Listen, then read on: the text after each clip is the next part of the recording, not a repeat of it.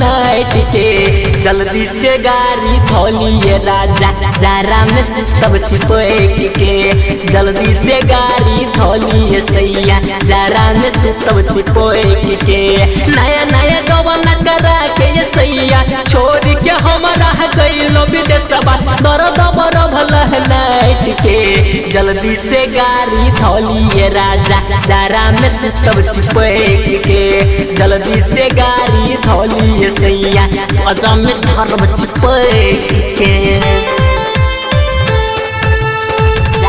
ऐसा किसी का हो धमाका दिवाकर दीवाना भाई का ही होगा। जल्दी से गाड़ी धोलिए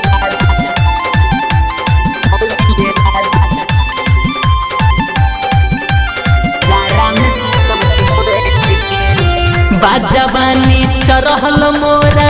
नसे नस बदन के दिल न लागे हमारा ये राजा तरपत बानी ओछन पे बाजवानी चरहल मोरा नसे नस बदन के दिल न लागे हमारा ये राजा तरपत बानी ओछन पे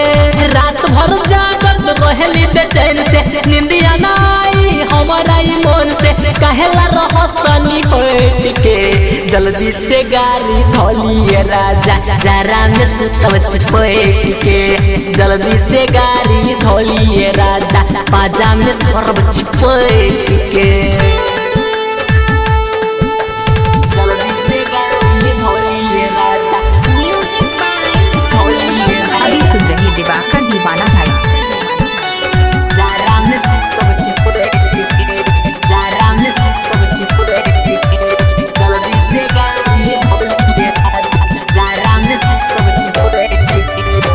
रह जई है करे के कहला करब लगवाना हमरा के भूख जगा के कहला तू गइलो देशवा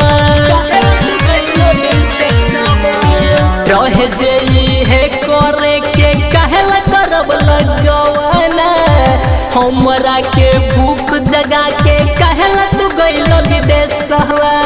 अनुपम केला फेरेला नजरिया दीवा कर दीवाना करेला गोहरिया भाग जाइब केहू और से जल्दी से गाड़ी धोलिए राजा जारा में सुतब छिपैक के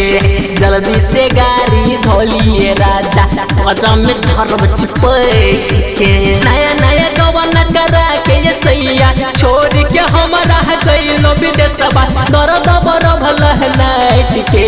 जल्दी से गाड़ी धोलिए राजा जारा में सुतब छिपैक के जल्दी से गाड़ी धोलिए सैया जारा में सुतब छिपैक के। आप सुन रहे हैं दिवाकर दीवाना भाई को ग्राम बगीवा जिला मधुबनी।